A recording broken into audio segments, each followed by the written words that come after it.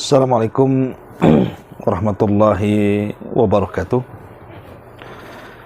Bihamdillahi wassalatu wassalamu ala rasulillah wa ala alihi wa sahbihi wa mawalah wa la hawla wa la quwata illa billahi wa ba'du.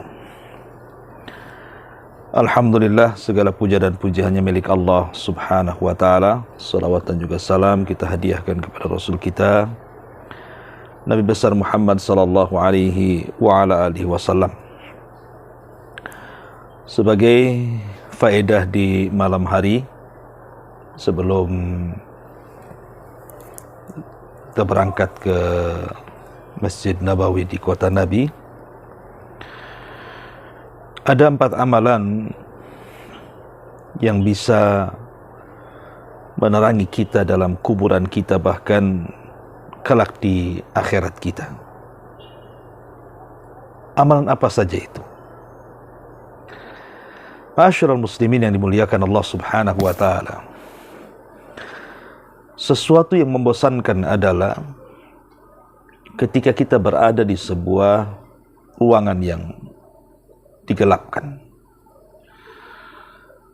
Dan itu bisa kita rasakan ketika tiba-tiba cahaya lampu mati, kemudian kita terbangun.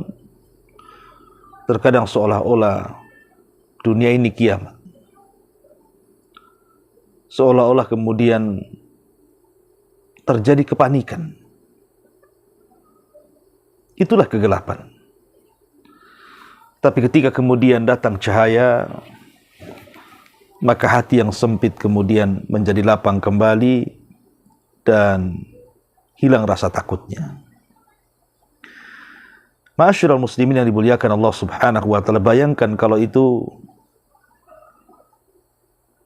terjadi kepada diri kita dalam sebuah ruangan yang sangat kecil dan sempit, tiba-tiba tidak ada penerangan sama sekali. Kira-kira apa yang kita akan rasakan dan apa yang kita akan lakukan? Tentu rasa takut yang akan menyelimuti kita. Begitulah gambaran orang-orang yang ada dalam kubur, bahkan kelak pada hari kiamat di hadapan Allah subhanahu wa ta'ala.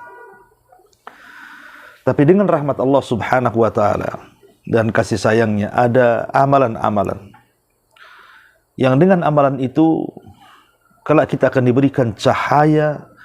Bukan hanya sekedar cahaya, tapi cahaya yang sangat sempurna untuk menerangi kita dan mengarahkan jalan-jalan kita menuju Allah subhanahu wa ta'ala, baik dalam kuburan kita ataukah setelah kelak dunia ini dikiamatkan dan berada di akhirat kita.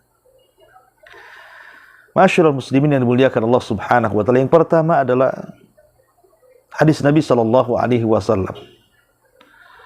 Kata Nabi sallallahu alaihi wasallam dalam hadis yang disahihkan oleh Syekh Nasiruddin Al-Albani rahimahullah ta'ala, dan hadis ini dikeluarkan Imam Abi Dawud dari sahabat Buraidah ibn Husayb dan juga Anas ibn Malik dan Sahal ibn Sa'ad radhiyallahu anhum. Nabi sallallahu alaihi wasallam mengatakan, "Basyiril masyaina fi dhulami ilal masajid bin nurit tami yaumal qiyamah." Beri kabar gembira kepada orang-orang yang berjalan kaki di tengah-tengah kegelapan malam hari, kaki-kaki mereka melangkah ke masjid-masjid, maka mereka akan mendapatkan cahaya yang sangat sempurna pada hari kiamat. Sebagian para ulama hadis mengatakan bahwa yang dimaksud di sini adalah orang-orang yang berjalan saat melaksanakan sholat isya dan saat melaksanakan sholat fajar. Karena 2 waktu inilah ketika dunia ini digelapkan oleh Allah subhanahu wa ta'ala. Maka beruntunglah Anda yang senantiasa menjaga sholat isya tepat waktu dan juga sholat fajar tepat waktu. Maka Anda akan mendapatkan cahaya yang sempurna kelak pada hari kiamat, baik dalam kuburan kita ataukah setelah dunia ini dikiamatkan dan kita menghadap Allah subhanahu wa ta'ala. Ma'asyiral muslimin yang dimuliakan Allah subhanahu wa ta'ala, Kemudian yang kedua, sebuah hadis yang dikeluarkan Imam Ibn Hibban dari sahabat Abdullah bin Amr radhiyallahu an. Nabi sallallahu alaihi wasallam mengatakan, la tantifu asy-syaiba, la tantifu asy-syaiba, fa innahu ma min muslim yashibu syaibatan fil Islam illa kanat lahu nuran yaumal qiyamah. Janganlah kalian mencabut uban-uban yang ada di kepala kalian, karena tidaklah seorang muslim mengeluarkan uban di kepalanya dalam Islam, maka kelak uban itu akan menjadi cahaya bagi dia pada hari kiamat.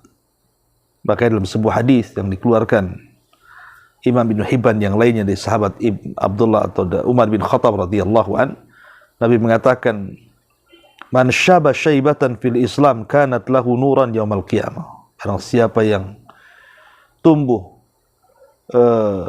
ubannya di rambutnya dalam Islam, itu kelak akan menjadi cahaya pada hari kiamat.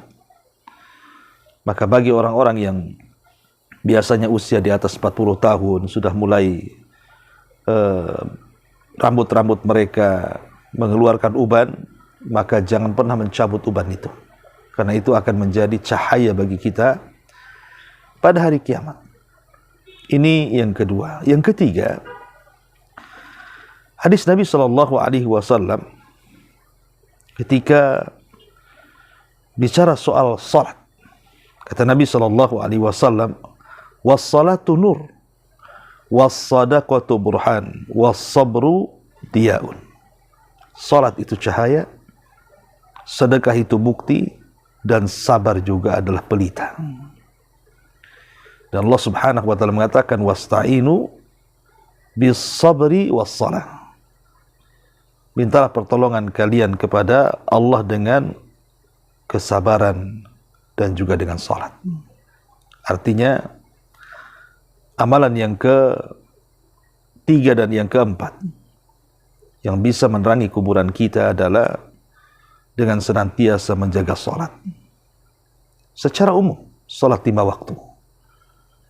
Dan juga salat-salat sunnah yang disunahkan kepada kita. Maka siapapun yang mereka rajin melaksanakan salat 5 waktu ditambah dengan sunnah-sunnahnya, maka salat-salat itu akan menjadi cahaya bagi kita setelah kematian kita, bahkan di akhirat kita di hadapan Allah Subhanahu wa taala. Kemudian sabar. Karena sabar adalah dia pelita juga, dan pelita juga bentuknya cahaya dan akan menerangi kita kelak pada hari kiamat. Hadis ini dikeluarkan Imam Muslim.